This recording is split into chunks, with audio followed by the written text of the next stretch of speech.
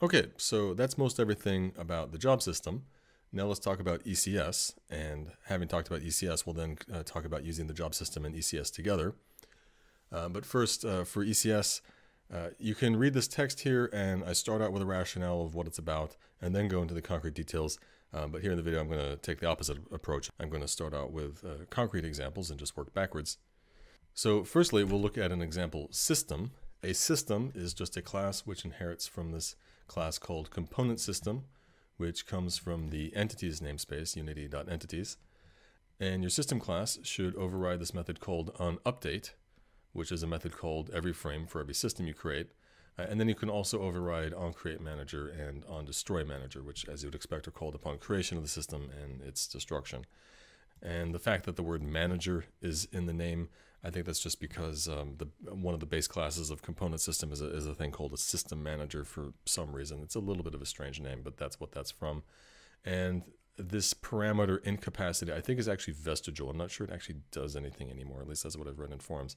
So I've not seen a code example that actually uses this parameter. Anyway, this code, of course, will run upon creation of the system.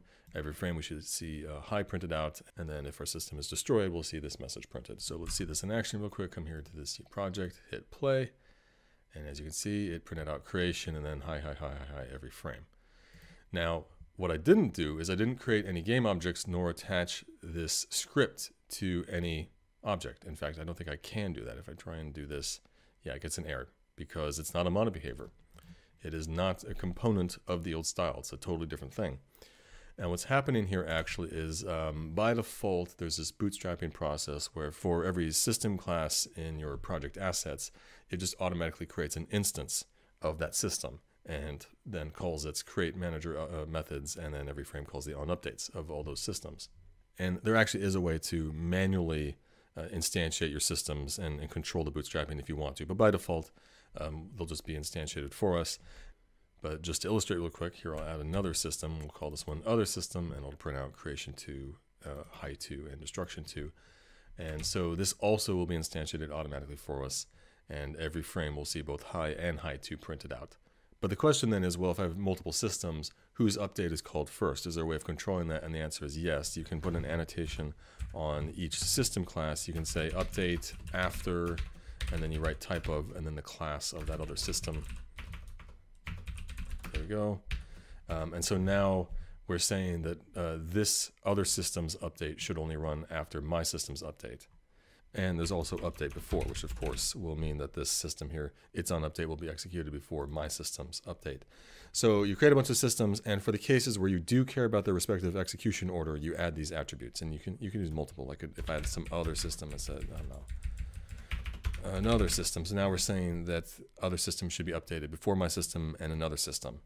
And so you don't have to necessarily, though, fully specify the execution order. You could if you wanted to. You could explicitly say this one always executes A before B, before C, before D. You could do that. You don't have to explicitly specify the relative execution order fully. So in cases where it is left unspecified, whether A should run before B or not, Unity will just decide for itself. And I'm pretty sure, let's see, if I try to give this the annotation of my system should run before other system, well, that would of course be a contradiction. So I think I'll get an error here. Yeah, we're getting an exception at the start. It's saying is a chain of circular dependencies. So it's just ignoring those dependencies. Yeah, this is a contradiction. My system can't run before other system if other system's trying to run before my system. So I'll just get rid of these annotations. And you're probably wondering, well, what are these systems about? They have an onUpdate method called every frame, but you know your regular components have those too. They don't seem very special, and the answer is, well, yes, by themselves, systems, there's not much to talk about. They're basically just a bit of setup code if you want to define onCreateManager. You can also specify how the thing gets teared down, but the core of it is there's some update done every frame. And for the systems whose relative update order you care about, you can specify this one needs to run before that one, or this one needs to run after that one. That's really all they are.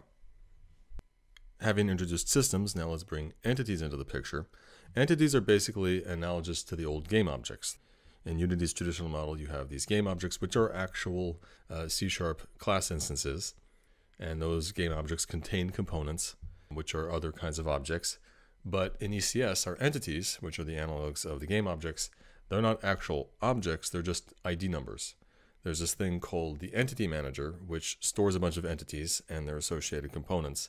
And when you create an entity, you're just allocating an unused ID number. And when you destroy an entity, you're getting rid of it. And so the entity manager is responsible for keeping track of which entities exist and which don't. So the question is, how do I get an entity manager? Well, an entity manager belongs to something called a world. And a world is something which contains an entity manager and a set of systems. We talked about how there's an automatic bootstrapping process that automatically creates instances of your system classes. Well, those system classes are added to the default world. There's a world that just exists by default. And so here with the static property active, we're getting the default world.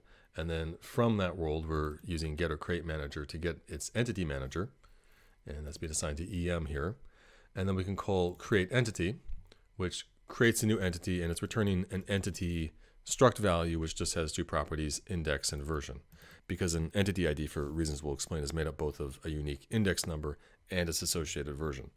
So having created an entity, we then print out this index and this version. And what we see in Unity when we play the game is every frame we see index, which is being incremented every frame, but the version is always 1. When we create entities and an index is being used for the first time, the version number is going to be 1.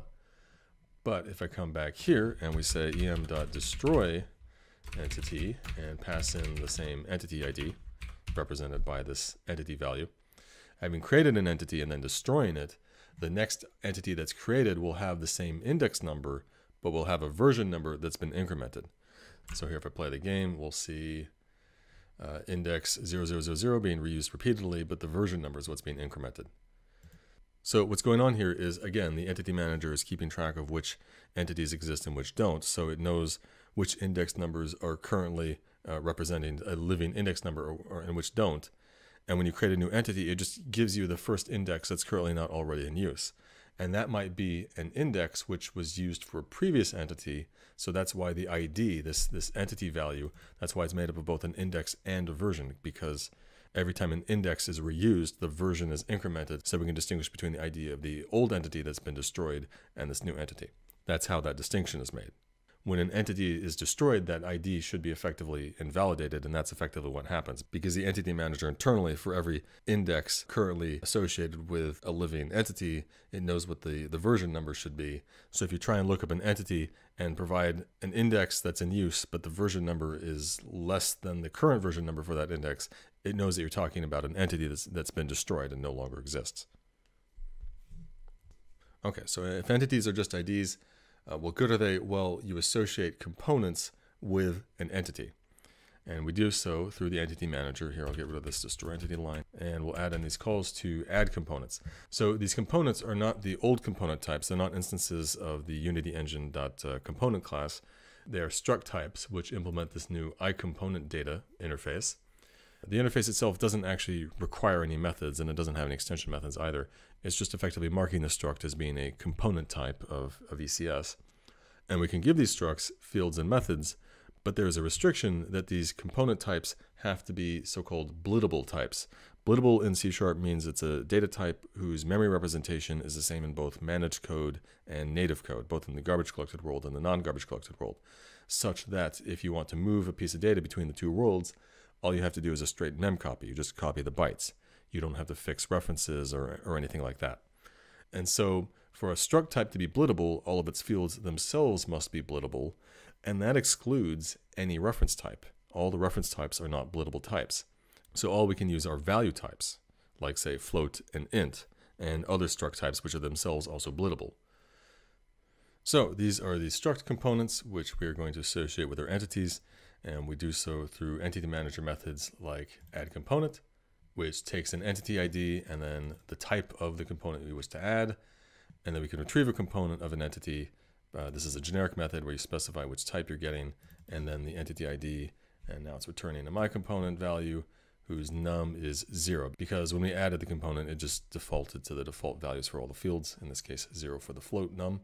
But of course we want to be able to set the value for these components, so we call setComponentData, specify which type of component we're setting, the entity, and then pass in the actual value for that component. And then we can also remove components by calling removeComponent, specifying the type, and passing in the entity ID. And set component data will throw an exception if you don't already have a component of that type, and likewise remove component will throw an exception if you don't have a component of that type. And I believe add component will also throw an exception if you redundantly try and add a component which it already has. I believe this is the case. Let me try this out. Yeah, it doesn't like it because you already have a component of that type, because that's a very important rule. You can only have one component of a particular type on any single entity. A single entity can have as many components as you like, but you can't have any duplicates of the same type on a single entity. That is not allowed. So this is different from our game objects and their components, because their game object can have actually any number of components of the same type if you so choose. That is not allowed here. And that actually explains why when we call get component data and set component data and remove component, it's a generic method and we're not specifying which my component we're talking about. There can only be one on that entity. Now, you can add and remove components from entities as you see fit, but of course, very commonly, we'll usually be creating many entities with the same set of components. And so we can define what's called an archetype, which is basically just a set of component types. And then when you create the entity, you pass in that archetype, and it creates an entity with that set of components, rather than having to add them individually. For reasons we'll discuss very shortly, it's also more efficient to do it this way. And understand also this term archetype is used more broadly just to mean the set of component types which any entity has.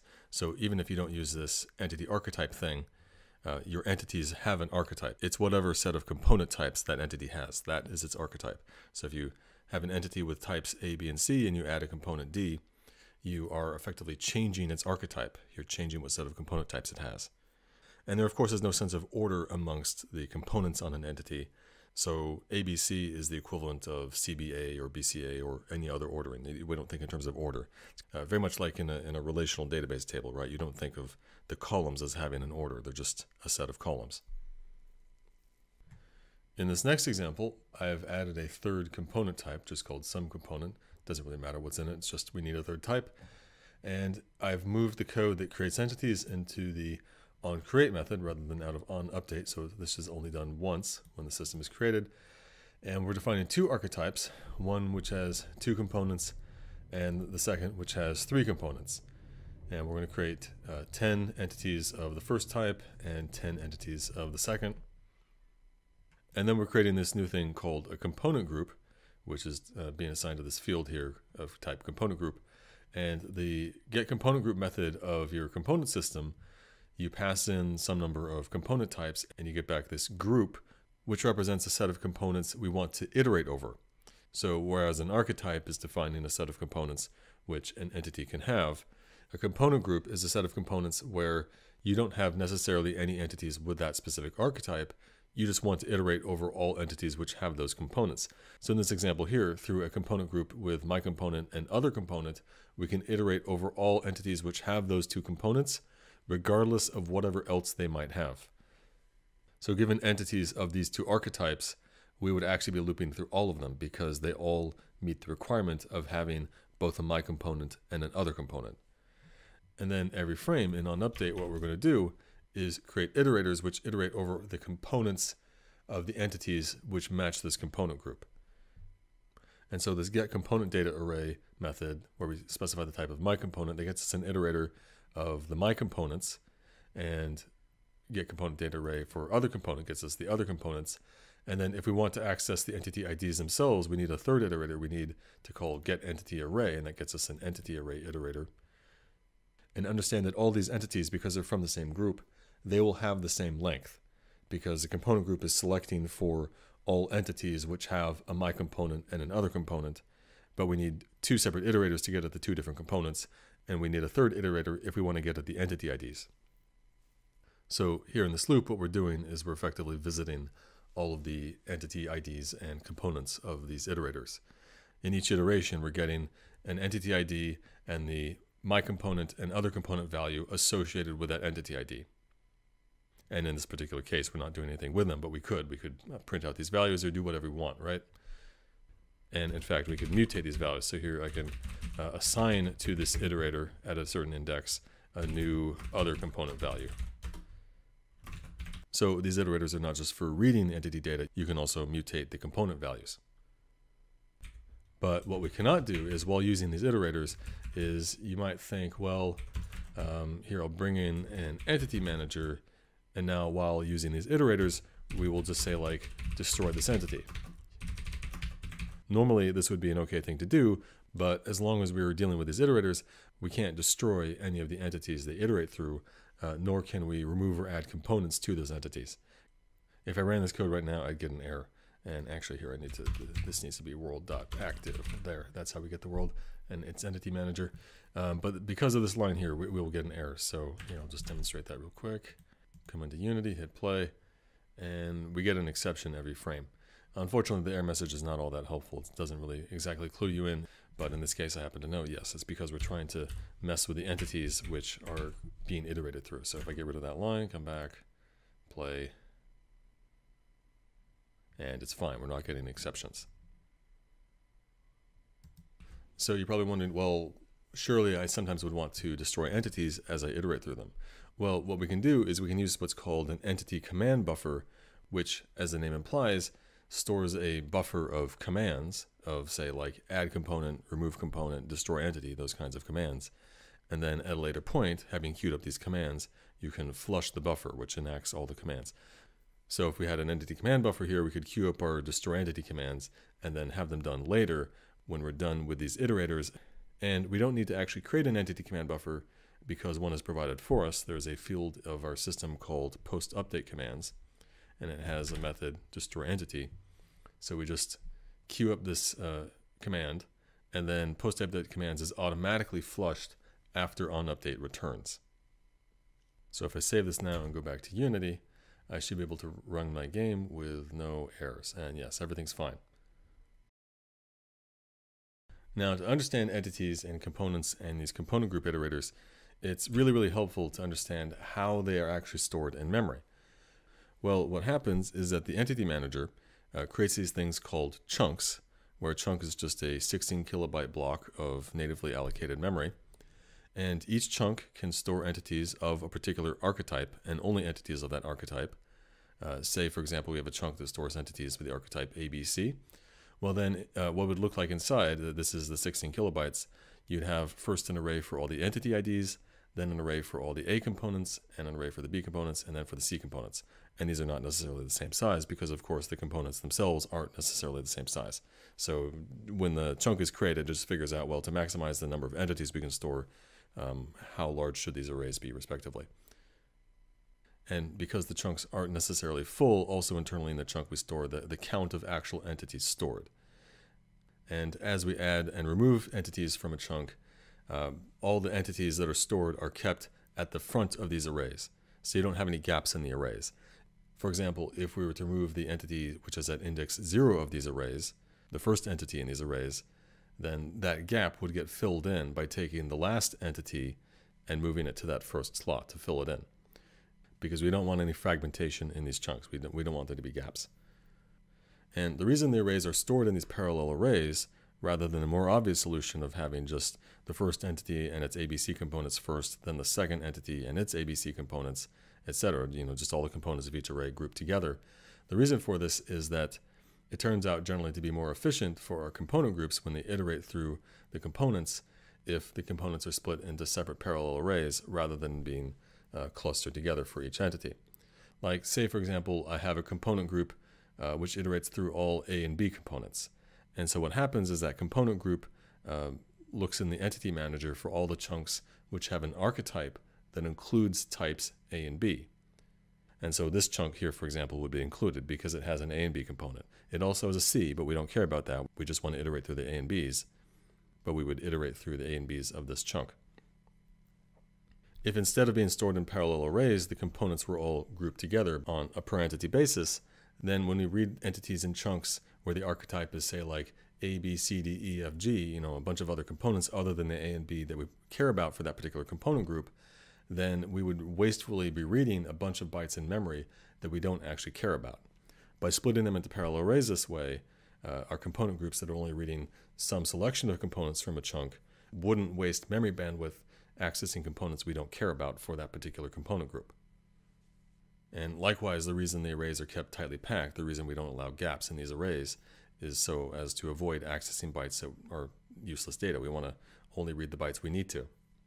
And so as we iterate through a component group, the memory we are accessing is tightly packed and entirely linear, except for the part where we're reading from parallel arrays rather than just one array. And so in that sense, yes, our memory access pattern isn't strictly linear. We're reading through, in conjunction, multiple parallel arrays. But on modern hardware, you can get away with reading from a few parallel arrays and still get all the benefits of linear memory access because you don't end up triggering any cache misses. I don't know exactly what those limits are. I'm sure it's different from system to system.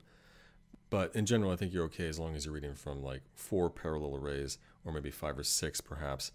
But at some point, of course, if you read from too many parallel arrays at once, if like you try and access a component group of A, B, C, D, E, F, G, H, I, J, K, you're reading from a bunch of parallel arrays at once, then yeah, effectively you would be jumping around in memory and you'd probably get cache misses. So again, I don't have a real sense of exactly what that limit is.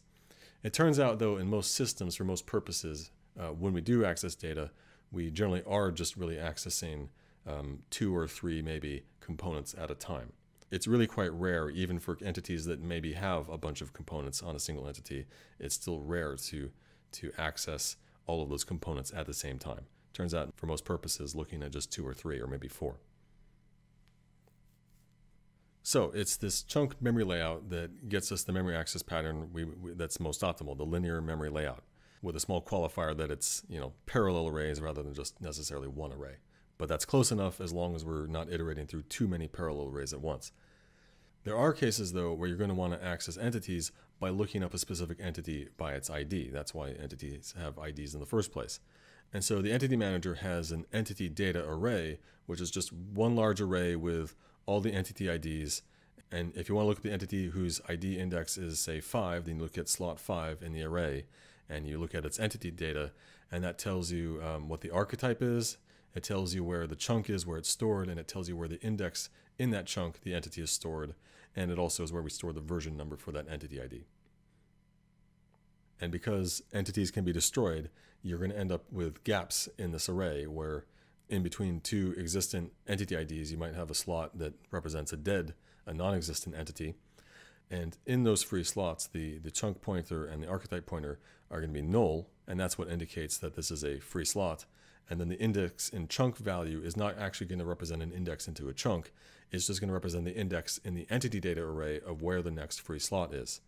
So the entity manager keeps track of where the first free slot is in the array. And from there, it's basically a skip list. You can, from the first free slot, find the next free slot and then the next one.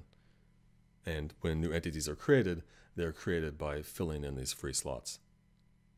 So again, this entity data array is what allows us to quickly look up entities by their index. You wouldn't have to want to search through every chunk, right? And it also is where we store the version. And the archetype pointer, I think, is not really strictly necessary because you could just look in the chunk to find the archetype of that entity. But for some operations, you want to directly look up the archetype in a more efficient way without having to go through 2 pointers. So that's why it's also stored here directly in the entity data array. So now, having a sense of how this entity component data is stored, you should then have a sense of which operations are efficient and which are a bit less efficient. And as you can see, the whole system is optimized for the case of iterating through a selection of component sets. That is the #1 priority of this whole system. But then there are certain operations which are surprisingly a bit less efficient. In particular, if you add or remove components from an entity, well, a chunk, as we explained, can only store entities of a particular archetype. And so if you add or remove components, you're changing that entity's archetype, so it can no longer be stored in that chunk. It needs to be moved to a different one. And when you move an entity to a different chunk, well, you have to remove it from that chunk, and that requires moving another entity into its place to fill that gap. And then you have to store it in another chunk, and you have to update these references. Whatever entities get moved within chunks, then you have to go into the entity data array and update the chunk pointer and the index and chunk value. So it can be quite costly. One way to mitigate this is that if you can queue up a bunch of entity command buffer commands, then the entity manager can be a bit smarter about how it does these operations. It can do certain things en masse in a way that's more efficient than if you do them individually. So that's one way to mitigate the inefficiencies that do arise.